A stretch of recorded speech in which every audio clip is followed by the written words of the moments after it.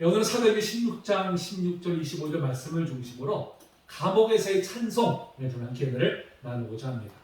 자, 먼저 지난주에 함께 나눴던 말씀을 잠깐 좀 되새겨 보도록 할까요? 자, 바울이 성령 인도하신 순종해서 마게도를 건너가서 이제 빌립보에 이르렀게 되죠. 그곳에서 누굴 만났습니까? 누구를? 루디아. 우리 선교의 여성의 이름이 루디아 선교회잖아요. 그렇죠? 루디아를 만나게 됐습니다.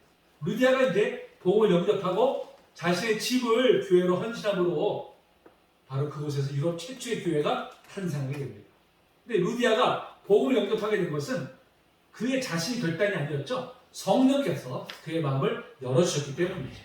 그러니까 루디아는 자신 같은 자의 마음도 어루만져 주셔서 복음을 영접하게 하시고 또 구원하신 은혜가 너무 가득해요. 그래서 기꺼이 바울을 비롯한 그 선교팀에게 자신의 집에 머물도록 이제 강권합니다. 이로 인해서 루디아의 집에 유럽 최초의 교회가 세워지게 되었고 이후 유럽을 복음화하는 전진기지로 쓰임받는 영광을 누리게 되었습니다.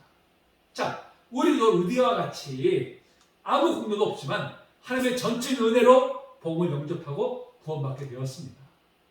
자, 그렇다면 우리는 지금 그 은혜에 어떻게 보답하고 있을까요? 어떻게? 자, 은혜에 감사해서 기꺼이 자신의 모든 것을 아낌없이 하나님 나라를 위해서 헌신해야 될 줄로 믿습니다. 예. 자, 이렇게 루디아의 집에 머물면서 복음을 전하던 바울 일행이 뜻하지 않은 일을 만나게 되죠. 어떤 일일까요? 자, 16절 다시 한번 읽어볼까요? 시작. 우리가 어느 곳에 가다가 점치는 주신 들린 여종 하나를 만나니 점으로 그 주인들에게 큰 이익을 주는 자라. 기도하기 위해서 기도처에 향하던 그들 앞에 귀신을 힘입어 점을 치는 여종 하나를 만난 것이죠. 이 여종이 사람들에게 점을 쳐주고 자신들의 주인들에게 큰 돈을 벌어주는 그런 사람이었어요. 자, 그런데 이 여인이 바울 일행을 쫓아다니면서 괴롭히는 것이었습니다. 어떻게 괴롭혔을까요? 자, 18절에 뭐라고 합니까? 이 사람들은 지극히 높은 하나님의 종으로서 구원의 길을 너에게 전한 자라 하며 이같이 여러 날을 하는지라 바울이 심히 괴로워하여. 뭐라고 그랬어요? 이 사람은 지극히 높은 하나님의 종으로서 구원의 길을 전한 자다. 이렇게 소리쳤다는 거예요. 하루 이틀도 아니고 계속 반복하다 보니까 바울이 너무 괴로워했다라고 성경은 말씀하고 있습니다. 자, 그런데 우리는 이 구절을 대하면서 의문점을 갖게 되죠. 어떤 의문점일까요? 아니, 비록 귀신 들린 여인이지만 그가 소리를 외친 그 내용은 틀림없는 사실 아닙니까? 자, 바울은 지극히 높으신 하나님의 종이잖아요. 구원의 길을 복음을 전하던 사람이었습니다.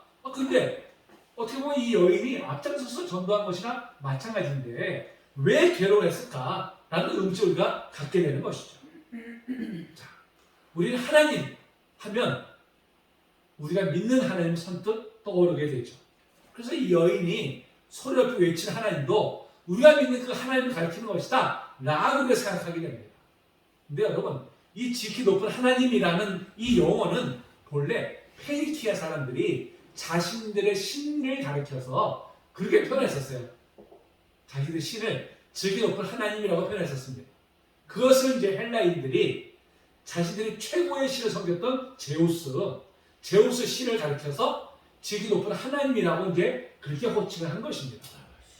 그러니까 이 귀신들의 여인이 손을 높여서 바울 일행을 지극히 높으신 하나님의 종들이다 라고 외친 것은 천지를 지으신 여호와 하나님의 종이 아니라 누구? 제우스 신의 종이라고 그렇게 소개한 것이죠. 또한 구원의 의미도 우리가 생각하는 죄의 노예에서 해방되어서 영생 없는 것을 말하는 것이 아니라 질병에서 노임받고 물질의 문제 해결되는 것을 이제 의미하는 것입니다. 우리가 생각하는 것과 어때요? 전혀 딴판이잖아요. 여러분, 바울 일행이 제우스 신의 종입니까? 자, 제우스 신이 인간의 구원을 능력이 있을까요? 제우스 신이 과연 천지를 지은 창조주입니까? 결코 아니죠. 자, 제우스 신은 우리가 그리스 신화를 보면요, 인간과 전혀 다를 바가 없어요. 시기하고 질투하고 바람을 피우는 등 아주 도덕적으로 타락을 일삼는 거짓 신이 바로 이제 제우스입니다. 그러니까 이 귀신들이 여인이 따라다니면서 바울 일행이 그러한 거짓 신의 종이라고 소리를 외치니까 복음 전파를 오히려 회방한 것이잖아요. 이로 인해서 이제 괴로워한 것입니다. 자, 그러면 이렇게 며칠 동안 다니면서 보건점포를 해방했던 이 여인을 바울은 어떻게 했을까요? 자, 18절 볼까요? 18절. 다시 한번 읽어봅니다. 시작. 이것이 지어나를 하는 자라 어디 심히 괴로워하여 돌이켜 그 귀신에게 이르되 예수 그리스도의 이름으로 내가 내게 명하노니 그에게서 나오라 하니 귀신이 즉시 나옵니다. 네, 그렇죠. 자, 며칠 동안 참던 바울이 마침내 그 여인 안에 들어있던 귀신을 예수 그리스도의 이름으로 명해서 나오게 합니다. 예. 그리고 그 선포와 함께 귀신은 즉시 그 여인에서 이제 쫓겨나고 말았죠. 이제 그 여인은 귀신으로부터 자유함을 얻게 된 것입니다. 사실 귀신 들린 사람 보신 적 있으십니까? 보신 적 있으시죠? 사람으로서 존귀함이 사라지고 말죠. 귀신 들린 사람은 정상적인 사고를 할 수가 없고요. 귀신이 이끄는 대로 끌려갈 수밖에 없기 때문에 정말 그보다 더 비참한 인생은 없을 것입니다. 그래서 예수님께서도 공생의 기한 중에 특별히 귀신 들린 사람들을 불쌍히 여기셔서 그들을 치유하셨죠. 마태복음 8장 10절입니다. 시작. 저러면 사람들이 귀신 들린 자를 많이 데리고 예수께 오거늘 예수께서 말씀으로 귀신을 쫓아내시고 병든 자를 다 고치시니 뿐만 아니라 제자들에게도 귀신을 쫓아내는 권능을 주셨잖아요. 마태복음 10장 6절 시작. 예수께서 12자를 부르사 더러운 귀신을 쫓아내며 모든 병과 모든 악한 것을 고치는 권능을 주십니다. 제자만 주셨을까요? 모든 믿는 자에게도 이 권능을 주셨어요. 마가복음 16장 17절 시작. 믿는 자들이 이러한 기적에 따르니 곧 그들이 내 이름으로 귀신을 쫓아내며 아멘. 우리 모두에게 믿는 모든 자들에게 바로 이 귀신을 쫓아내는 권능을 우리에게 주셨습니다. 그래서 바울 사도도 바로 예수 그리스도의 이름으로 귀신을 내어 쫓은 것이죠. 그런데 우리 여기서 또 한 가지 음점을 갖게 돼요. 또 한 가지 음점을. 아니 이 귀신 들린 불쌍한 여인을 그러면 만난 즉시 귀신을 쫓아내 줄 것이지 왜 며칠 지나서야 치유해 주었을까? 라는 의문점을 또 갖게 되는 것이죠. 여기에 대해서 이제 마샬이라고 하는 성경학자가 이런 견해를 피력한 바가 있어요. 자, 바울은 이 여정에 외치는 소리가 처음에는 그다지 위험스럽게 보이지 않았다. 복음을 널리 알리는 것처럼 생각했을 것이다. 바울도 지극히 높은 하나님의 종이라고 했으니까.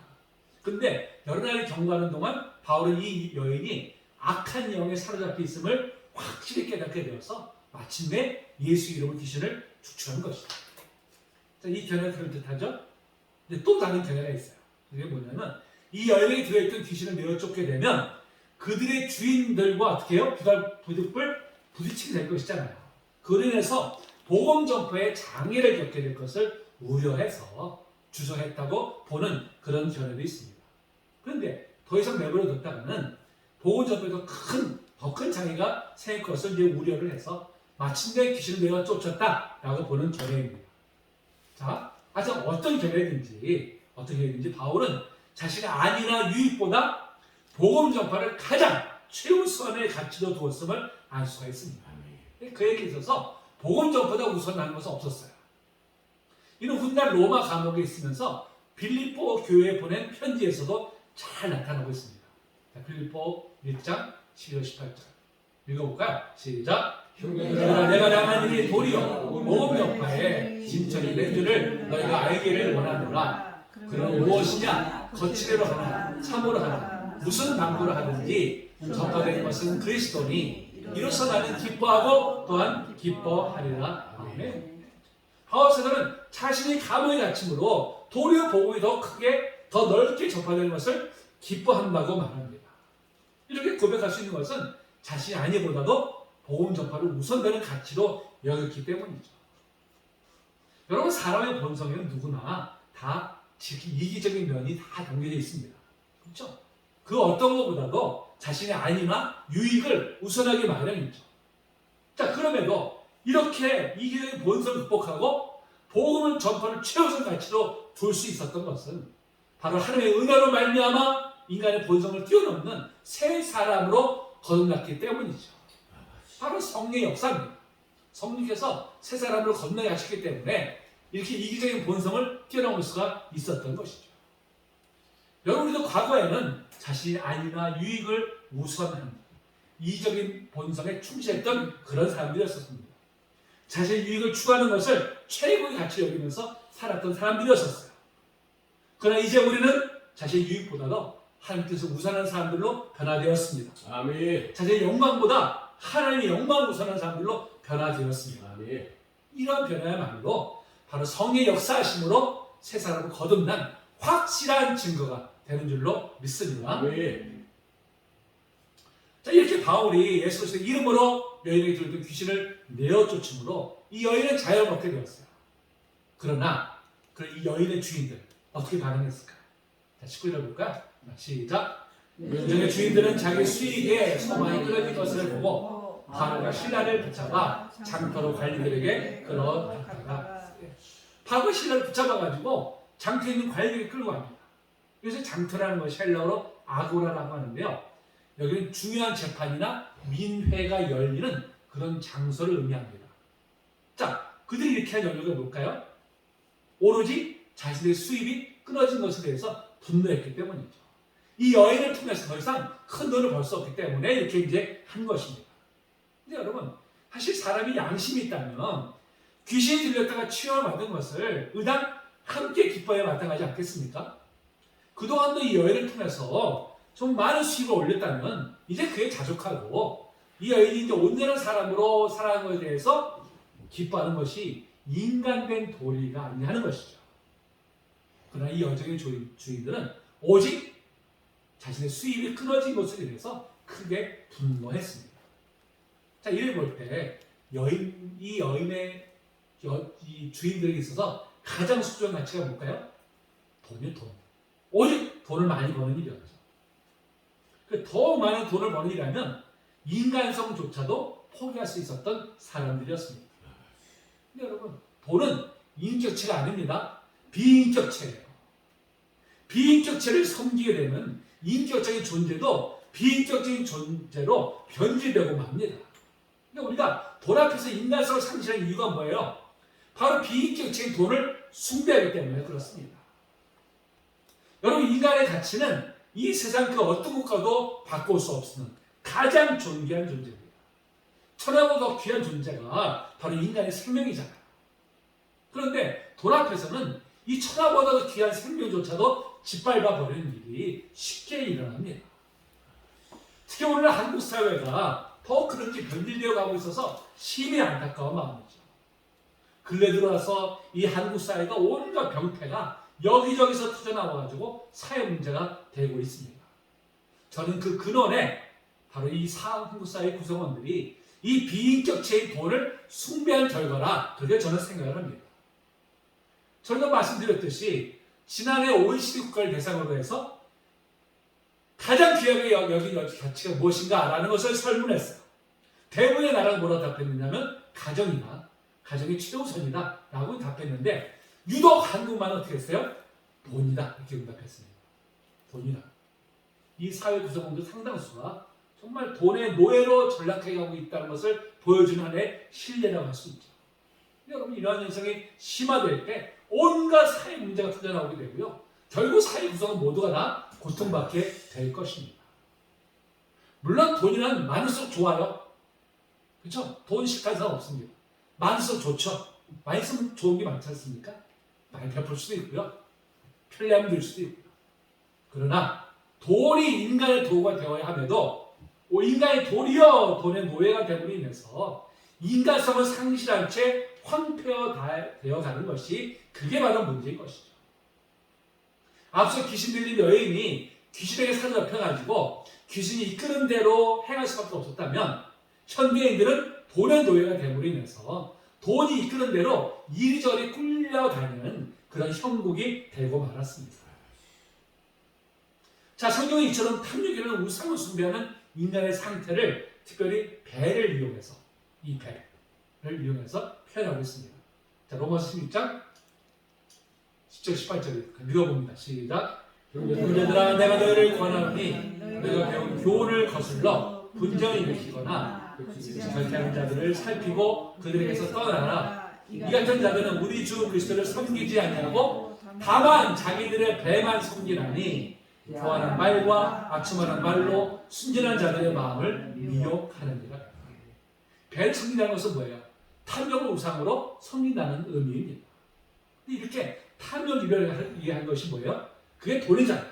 만몬이었습니다. 결국 돈을 우상으로 섬기는 것이죠. 그러나 우리가 분명히 알 것은 돈을 섬기는 데는 결국 돈을 위해서 멸망당하게 된다는 점입니다. 여러분, 돈이라는 게 얼마나 헛된 것입니까? 손에 잡힌 듯 하다가도요, 한순간에 다 잃어버리게 보이잖아요. 그렇지 않습니까? 그래서 돈이 전부인 것을 알고 살던 사람들이 돈을 잃게 되면 어떻게 돼요? 깊은 절망감에 빠지고 마는 것입니다. 또한 돈 앞에서는 누구도 결코 자족함이 없어요. 자족함이 없기 때문에 끊임없이 탐하다가 결국은 허무한 인생으로 끝나버리고 맙니다. 그렇기에 우리가 추구해야 될 참된 가치는 돈이 아닙니다. 영원한 생명에 우리 가치를 둬야 돼요. 여러분, 영원한 생명만이 인간에게 참된 만족을 줄 수 있다. 이를 수행한 사람이 진실로 복된 인생입니다. 근데 영원한 생명은 누구에게 있습니까? 하나님께 있죠. 하나님 안에 거하는 사람만이 바로 이 복을 누릴 수가 있습니다. 하나님께만 참된 소망을 둘 때 우리는 비로소 돈의 노예에서 해방이 되어서 인간의 본연의 모습으로 돌아갈 수가 있습니다. 그래서 우리만이 아니라 이 사회 구성원 모두가 돈을 섬기는 자리에서 벗어나서 하나님을 온전히 섬길 때 비로소 우리가 살아가는 이 세상이 하나님 나라로 변화될 줄로 믿습니다. 아멘. 자, 이렇게 자신의 수익이 끊어진 것으로 인해서 분노한 여종의 주인들이 바울과 실라를 이제 아고라에 있는 관리들에게 끌고 가죠. 자, 이렇게 고발합니다. 20절, 21절 시작. 너들 앞에 데려와서 말하되 이 사람들이 유대인인데 우리 성을 심히 요란하게 하여 로마 사람이 우리가 받지도 못하고 행하지도 못할 풍속을 전한다 하거늘. 여기 20절의 상관은 이제 로마의 지정관을 의미합니다. 근데 여기서 우리 또 한 가지 음점을 갖게 돼요. 계속해서 음점을 갖습니다. 음점을. 자, 보세요. 어떤 음점일까? 분명히 복음을 전하던 사람들은 누구예요? 바울과 실라와 디모데와 누가? 네 사람입니다. 근데 자, 여기서 끌고 간 사람들이 누구예요? 끌고 간 사람들은 누굴까요? 바울과 실라만 데려왔어요. 바울과 실라. 아니, 왜 네 사람이 복음 전했는데 두 사람만 끌고 간 것일까요? 자, 그에 대한 해답이 20절에 있습니다. 20절에 뭐라 그래요? 이 사람들이 유대인인데, 유대인인데, 다시 말해서 바울과 실라 두 사람은 유대인들이고요. 디모데는 반 헬라인이잖아. 누가는 완전히 헬라인이죠. 그렇기 때문에 유대인들이 바울과 실라만 바로 이제 끌고 간 것입니다. 자, 여기에는 역사적인 배경이 있습니다. 이 바울 일행이 빌립보에 가서 복음을 전하기 한 1년여 전에 로마 황제가 로마에 거주하는 유대인들을 다 추방시켜버렸어요. 왜 그러냐면 그때 로마에 거주하는 유대인들이 폭동을 일으켰기 때문입니다. 이로 인해서 당시 로마 제국내에는 유대인에 대한 적개심이 아주 팽배해 있던 그런 시기였었어요.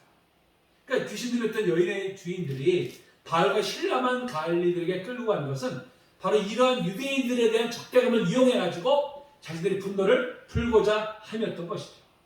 그들은 자신의 수익에 끊어져 분노케 된 것에 대해서는 이런 방법 얘기하지 않습니다. 그거는 싹 감춰버리고 오직 이 사람들이 유대인임을 환기시키면서 자신들은 뭐라고 그래요? 로마 사람인 우리가 알게 표현하고 있어요. 그러니까 빌립보 시민들에게서 유대인에게 대한 적개심을 끌어내면서 자신들의 빌립보 시민과 같은 편이라는 인식을 심어주기 위해서 바로 빌립보 시민과 유대인이라고 하는 이 적대적인 그런 전선을 이제 형성을 한 것이죠. 이들의 이 관계가 깨지 않습니까? 여기에 모여든 무리들과 이 집정관들이 그대로 넘어가 버리고 말아요. 이 12절에죠. 그래서 무리가 일찍 일어나 고발하니 상관들이 옷을 찢어 벗기고 매로 치라 하여 그랬어요. 이 귀신들의 여인의 주인들이 거짓으로 고발하니까 모였던 무리들이 일찍 일어나가지고 이제 같이 고발합니다. 그 무리들이 거짓된 음모에 그들은 묻지도 않았어요. 따지도 않았어요. 그냥 선뜻 동조를 해버리고 말았습니다. 왜? 그들 내면은 유대인들에 대한 그릇된 선입견이 내재되어 있었기 때문이죠. 여러분, 군중심리라는 말이 있죠. 군중심리. 군중심리가 뭐냐면요, 사전에 보니까 이렇게 표현하고 있어요. 많은 사람이 모여있을 때에 자제력을 잃고 쉽사리 흥분하거나 다른 사람의 언동에 따라 행동하는 일시적이고 특수한 심리 상태. 이게 바로 이제 군중 심리라고 합니다. 개별적인 시대는 전혀 그렇지 않은 사람들이 군중 속에만 들어가게 되면요, 자신도 모르게 이성과 자제력을 상실하고 분위기에 확 찔려버리고 합니다. 그래서 양식이나 양심도 팽개쳐버리고 그릇된 행동도 선지 않고 행하곤 해요. 죄책감도 못 느낍니다. 예수의 재판받은 당시에도 모여든 무리들이 예수님 시작 못 박으라고 소리쳤던 것은 그들 모두가 다 이 군중 심리에 휩쓸렸기 때문입니다. 그래서 십자가에 선동됐기 때문이죠. 나치 독일이 유대인을 무려 600만이나 학살할 때도 독일 국민들은 이 군중 심리에 휩쓸려가지고 그것이 얼마나 잔혹한 범죄인지조차 인지하지 못한 채 동조하고 많았습니다. 그들 모두가 한 사 한 사 들여다보면요, 다 아주 지극히 평범한 사람들이에요. 그런 사람들이 군중 심리에 휩쓸리니까 그런 잔혹한 범죄를 저지른 것이죠. 오늘날도 인터넷에서 특정인에 대한 어떤 정보가 올라오게 되면 묻지도 않고 따지지도 않고 함께 막 비난의 화살을 확 쏟아붓곤 합니다. 후에 거짓된 정보로 판명되고요, 죄책감조차 느끼지도 않아요. 이로 인해서 그 비난을 이기지 못해가지고 당사자는 끝내 자살이라고 하는 그따위의 선택하는 비극이 일어나기도 합니다. 여러분, 이게 얼마나 안타까운 일입니까? 그러면서 우리는 군중 심리에 휩쓸리지 않도록 좀 냉정한 판단력을 가져야 됩니다. 이 사회가 정말 필요합니다. 다수가 지지한다고 해서 그게 다 옳은 것이 아닌 걸 우리가 알아야 됩니다. 그때 우리는 무엇보다도 어떤 사회 문제가 됐던 어떤 문제가 됐든 간에 판단의 근거는 사회적인 분위기가 아니라 오직 어디서 찾아야 돼요? 하나님 말씀을 찾아야 됩니다. 말씀이 기준이 되어야 돼요. 자, 머리는 차갑게, 가슴 뜨겁게라는 말이 있죠. 바로 연약한 사람들에 대한 마음은 뜨겁게 가지되 사회 문제나 다른 사회에 대한 판단은 바로 냉철해야 함을 바로 이제 의미합니다. 예수님께서 공생애 중에도요, 예수님은 결코 군중의 분위기에 취하지 않으셨습니다. 연약한 사람들을 대하실 때는 한없는 연민으로 대하셨지만 무리들에 대해서는 아주 냉철한 태도를 견지하셨어요. 자, 요한복음 6장 15절이죠. 시작. 그러므로 예수께서 그들이 와서 자기를 억지로 붙들어 임금으로 삼으려는 줄 아시고 다시 혼자 산으로 떠나 가십니다. 5명 이의 기적을 접한 무리들이 흥분해가지고 예수님을 왕으로 막 옮기려고 했습니다. 그때 예수는 어떻게 했어요? 그런 부족에 취하지 않으셨어요. 서둘러 그 자리를 떠나셨습니다. 이런 예수님 태도 이때만이 아니라 공생의 기간 내내 바로 이런 태도를 가지셨죠. 그렇기 때문에 끝까지 군중에 휘둘리지 않으시고 하나님의 뜻에 온전히 순종할 수 있었던 것입니다. 여러분, 이런 자세야말로 성리적 자세죠. 또 우리 모두가 다 가져야 할 자세인 줄로 믿습니다. 자, 이렇게 억울하게 매를 맞은 바울과 실라는 착고에 차인 채로 지하 감옥에 갇히게 됩니다. 2~3절 2~4절 말씀하고 있죠. 참 얼마나 고통스러웠을까요? 참 인정사정 없는 그런 매에 맞은 상처가 너무나 깊었을 것입니다. 뭐 여기저기가 다 터졌죠. 피가 줄줄 흐르는 그런 참 비참한 몰골이었을 것입니다. 게다가 이 착고에 차인 채로 감옥에 갇히게 되었어요. 이 착고에 차이게 되면 누울 수조차 없게 됩니다. 그러니까 뭐 고통을 정말 극대화시키는 그런 행위인 것이죠. 여러분, 복음을 전하다가 이런 곤경을 겪게 되었으니 하나님을 원망하는 마음도 아마 들었을 것입니다. 저 같으면 아마 하나님 향해서 손가락질을 찾대질 않으면서 아마 고래고래 소리 질렀을 거예요. 하나님 어찌 나한테 이럴 수 있습니까? 아마 저 같으면 그랬을 거예요. 자, 근데 바울과 실라는 어떻게 했을까요? 25절에 자, 시작. 한밤중에 바울과 실라가 기도하고 하나님을 찬송하며 제수들이 듣더라. 하나님 원망에는커녕 도리어 하나님께 기도하고 하나님을 찬송했습니다. 목이 소리 많고 작은 소리 낸 것도 아니에요. 다른 제수들이 모두 다 들을 정도로 아주 큰 소리를 기도하고 하나님을 찬송했습니다. 어떻게 그럴 수 있을까요? 어떻게? 교부인 터툴리아누스가 그에 대해서 이렇게 말합니다. 이 두 사람은 그들의 마음을 하늘에 두었기에 그들의 몸을 착고가 조이고 있음에도 그것을 의식하지 않을 수 있었다. 바울과 실라가 자신들의 소망을 이 땅이 아니라 하늘에 두었기 때문에 착고로 채워져 고통받는 그 순간에도 고통을 의식하지 않을 수 있었다는 것이죠. 스테반이 돌에 맞아 죽을 때에도 그의 얼굴이 천사와 같이 환할 수 있었던 것은 그가 자신의 소망을 오로지 하늘에 두었기 때문에 바로 죽음의 고통을 뛰어넘을 수 있었던 것입니다. 초대교회 성도들이 사자의 먹이가 되고 화형을 당한 그 순간에도 은하게 죽음을 맞이할 수 있었던 것은 그들이 이 땅이 아니라 하늘의 소망을 두었기 때문이죠. 여러분, 이처럼 하늘의 소망을 둔 사람들은 죽음의 순간에도 하나님을 찬송할 수 있습니다. 죽음 같은 골짜기를 지날 때에도 결코 두려워하지 않을 수 있습니다. 우리 지금 어디에 소망을 두고 살아가고 있을까요? 어디? 여러분, 결코 쇠하지 않고 영원히 하나님과 동행하는 하나님 나라에 소망을 둘 때 우리도 환난 중에도 기도하며 찬송을 하는데 영광을 올려드리게 될 줄로 믿습니다. 그렇다면 그들이 감옥에서 간구한 기도의 내용이 무엇이었을까요? 어떤 기도를 드렸을까요? 하늘 원망한 기도했을까요? 자신을 어서 이 감옥에서 건져주실 것을 구하였을까요? 둘 다 아니었습니다. 어떻게 아느냐고요? 만약 그런 기도를 드렸다면 감옥 문이 열렸을 때 그들은 자신의 기도가 응답된 것을 알고 감옥에서 속히 나왔을 것입니다. 근데 그렇게 되면 감옥을 지키던 간수는 고문을 당하고 결국 죽음을 당하게 되었을 것이고 결국 그와 그의 가족들 모두가 다 구원받지 못하고 말았을 것입니다. 그러나 감옥 문이 하나님의 역사 열렸음에도 불구하고 감옥에서 나오지 않았음을 볼 때 그들이 결코 자신들을 감옥에서 건져주실 것을 구하지 않았음을 알 수가 있는 것이죠. 무수한 매를 맞고 감옥에 갇혀 있음에도 그들이 하나님께 간구한 것은 바로 이 과정을 통해서 하나님의 뜻이 이루어지기를 원하는 내용이었습니다.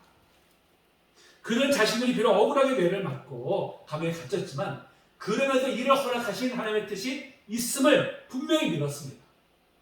그들 하나님께서 항상 자신들을 지켜보고 계심을 굳게 믿었어요. 항상 불꽃은 눈동자로 지켜보고 계시며 늘 함께하고 계심을 굳게 믿었습니다. 자신들 환난 당할 때에도 능히 환난에서 건져주실 것을 굳게 믿었습니다. 근데 그런 하나님에 대한 믿음이 있었기 때문에 자신들이 고난 당하는 것에도 하나님께서 분명히 이 허락하시는 뜻이 있다 하는 것을 그들은 굳게 믿었던 것이죠. 바로 그 믿음이 비록 매를 맞고 감옥에 갇히는 상황 속에서도 그들을 하여금 기도하고 찬송하게 했던 것입니다. 여러분, 얼마나 놀라운 믿음의 모습입니까?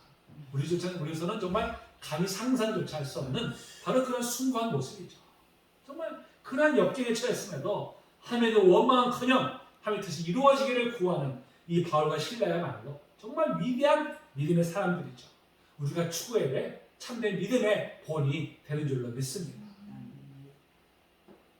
주님 우리에게 먼저 그의 나라와 그 의를 구하라고 말씀하셨죠. 하나님 뜻이 이 땅에 이루어지기를 구하라고 우리에게 말씀하셨습니다. 여러분, 먼저 그의 나라와 그 의를 왜 구한다는 것은 무엇입니까? 매사에 하나님을 우선하는 그런 신앙을 의미하죠. 때때로 도무지 이해할 수 없는 상황인 것 같을지라도 그것을 인도하신 하나님의 뜻이 분명히 있음을 믿고 자신의 유익보다도 하나님의 뜻이 이루어지길 소망하는 신앙은 바로 그런 신앙이야말로 우리가 진실로 추구해야 될 참된 신앙의 모습인 줄로 믿습니다. 지금 우리의 기도는 어떤 방향을 지금 향하고 있을까요? 먼저 그의 나라와 의를 구하며 어떤 상황 속에서도 나의 유익보다도 하나님의 뜻이 이루어지기를 구하라.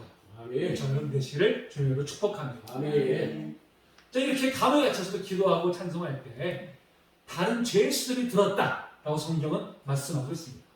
그래서 듣다는 것이 헬라어로 에파크로마인데요, 주의 깊게 듣다라는 뜻을 가지고 있습니다. 죄수들이 볼 때도 매를 많이 맞아가지고 제대로 서 있지도 못하는 사람들이 뜨겁게 기도하면서 환한 얼굴로 찬송하는 모습에 어떻게 저럴 수 있을까? 깊은 감동을 받았을 것입니다. 여러분, 사람들이 우리의 모습에 감동을 받는 것은요, 우리가 잘 나가거나 세상으로 우월한 위치에서 있어서가 결코 아닙니다. 오히려 고난 중에도 주님을 찬양하는 모습으로 인해서 감동을 받게 됩니다. 고난 중에도 얼굴이 환하며 모든 사람이 긍정적으로 바라보는 모습으로 인해서 감동을 받게 됩니다. 고난 중에 결코 고난에 굴복하지 않는 그런 모습에 감동을 받게 됩니다. 그리고 그러한 그들이 우리들이 이렇게 물을 거예요. 어떻게 그럴 수 있냐? 당신 어떻게 그런 고난 중에도 어떻게 그런 환한 얼굴을 할 수 있습니까? 어떻게 그런 평안한 얼굴을 할 수 있습니까? 어떻게 하나님 믿는 신앙을 견디할 수 있습니까? 그렇게 우리에게 물어볼 것입니다. 그때 우리는 뭘 대답해야 됩니까? 하나님께서 우리를 붙들고 계십니다. 우리는 그것이 바로 복음을 증거하는 기회가 되는 것이죠. 베드로 사도도 세상에 그러한 질문을 해올 때에 바로 그에 대한 답변을 준비하라고 우리가 권면하고 있어요. 베드로 3장 14절 15절입니다. 자, 시작. 그러나 의를 위하여 만을 받으면 복 있는 자니 그들이 그러한 것을 위하여 근심하지 말고 너희 만에 그리스도를 주로 삼아 거룩하게 하고 너희 속에 소망에 관한 이유를 묻는 자에게는 대답할 것을 항상 준비하되 온유와 두려움으로 하고. 베드로서를 쓸 당시에 이 초대교회 성도들이 황제 숭배를 거절했다는 이유로 인해서 어마어마한 핍박을 받고 있었습니다. 근데 그때에도 그리스도인들은 가슴속에 소망을 품음으로 이를 이겨낼 수 있었어요. 소망 중에 있냐는 그런 모습을 믿지 않는 사람들이 보게 되었고, 어떻게 그럴 수 있느냐고 그렇게 질문할 때 그에 대한 정확한 답변을 준비함으로 복음을 전하는 기회로 삼으라는 것이죠. 여러분, 우리가 고난당할 때 그 고난을 위해서 우리가 억눌려 있다면 그 모습 속에서 세상은 결코 하나님의 함께 하심을 발견할 수 없을 것입니다. 고난 중에도 고난을 이겨내는 모습을 통해서 세상은 하나님 우리와 함께 하심을 보게 됩니다. 아멘. 여러분, 고난 중에 계십니까? 견디 어려운 상황에 처해 있으십니까? 그런 상황 중에도 주님께 소망을 두므로 아멘. 이겨내시기 바랍니다. 아멘. 신실히 주님만을 신뢰함으로 우리가 이겨내기 바랍니다. 아멘. 주님 고난보다 크신 분이시잖아요. 아멘. 그 고난을 통해 주님이 일을 행하시고 반드시 또 우리 궁극적으로 고난에서 건져내실 것입니다. 아멘. 과거 신라 감옥에 갇혀서도 기도하며 하나님께 찬송을 드린 것처럼 고난조차도 사용해서 우리를 유익하게 하시는 바로 신실한 주님께 소망을 두고 승리하는 저 여러분 되시기를 주님의 이름으로 축복합니다. 아멘.